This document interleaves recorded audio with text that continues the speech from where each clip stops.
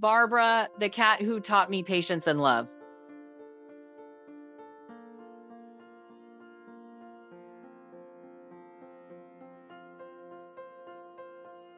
The first time I heard Barbara's story, my heart sank. She had been found lying beside her dad, who had passed away, and she stayed there faithful for nearly a week before anyone discovered them.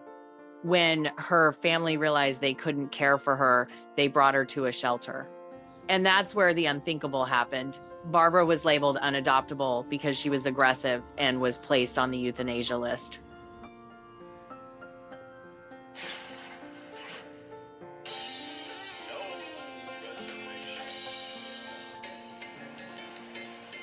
Thankfully, Beth Stern heard about her and pulled her into a foster program.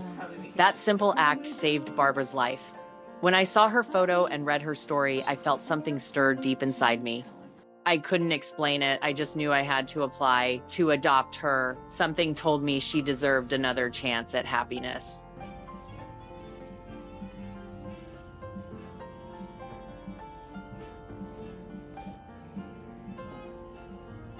The day Barbara was brought to my home, I was both excited and nervous. I thought I was ready. Truth was, I wasn't.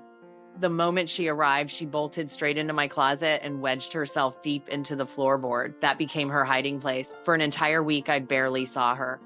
She only crept out at night to eat, drink, and use the litter box. Hi. Hey, baby.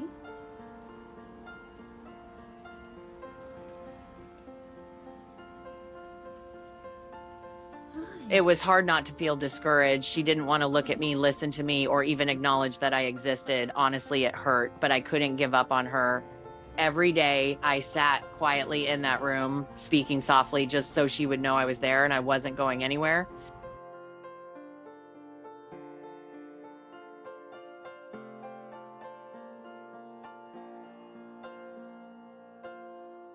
Weeks passed. Slowly, Barbara began testing the waters. She'd peek her head out, her eyes wide with suspicion, but trust didn't come easy. If I got too close, she'd lunge, hissing, swatting, even chasing me across the room. I'll admit it, I was scared of her too. I wore knee-high boots just to keep my legs safe.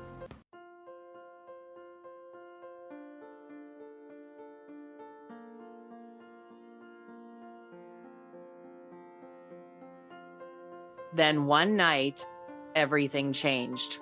Around 3 a.m., I woke up to the faintest sound of purring. I opened my eyes, and there she was, sitting right next to my face, her little nose pressed against my chin. After all that fear, after all those weeks of hiding, she chose to trust me. I'll never forget the warmth of that moment. From then on, the wall between us began to crumble.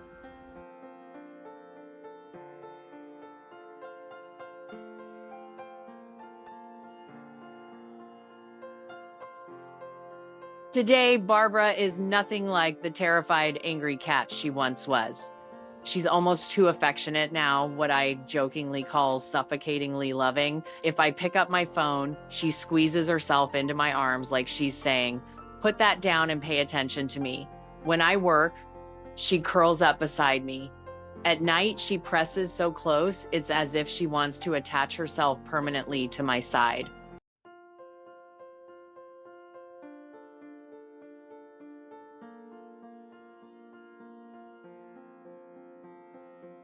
But the greatest lesson Barbara has given me is this. People often rush to have their emotional needs met by their pets. We want comfort, companionship, that instant bond.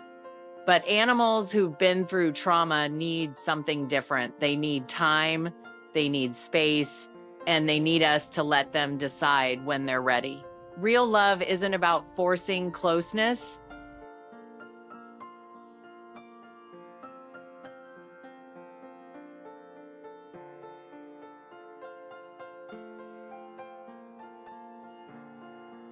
Barbara is 11 years old now, entering her senior years. She's fragile in some ways, but stronger than I could ever imagine.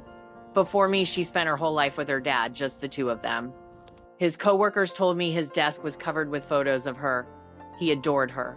And now, she's my whole world. She only bonds deeply with one person, and somehow, she chose me. That's a bond I'll cherish forever.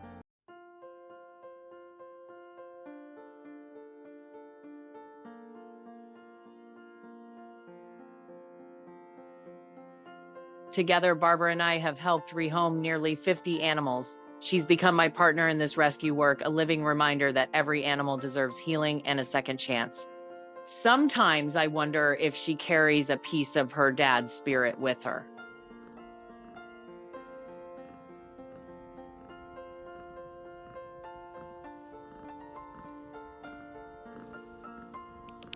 So, if you're thinking about adoption, especially of an older pet or one people say is difficult, please don't give up too quickly. Don't let fear or frustration close your heart. These animals aren't broken, they're simply waiting for someone patient enough to see past the walls they've built.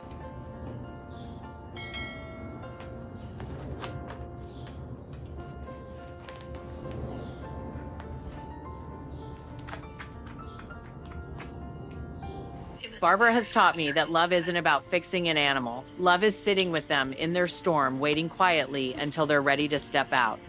And when they do, the love you receive will be deeper than anything you ever imagined.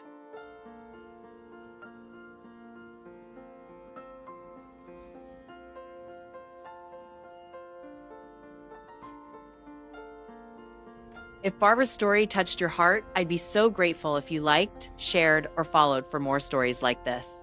And if you're ready to open your home to a rescue pet, do it with patience, compassion, and a long-term commitment, because sometimes the soul you rescue ends up rescuing you right back.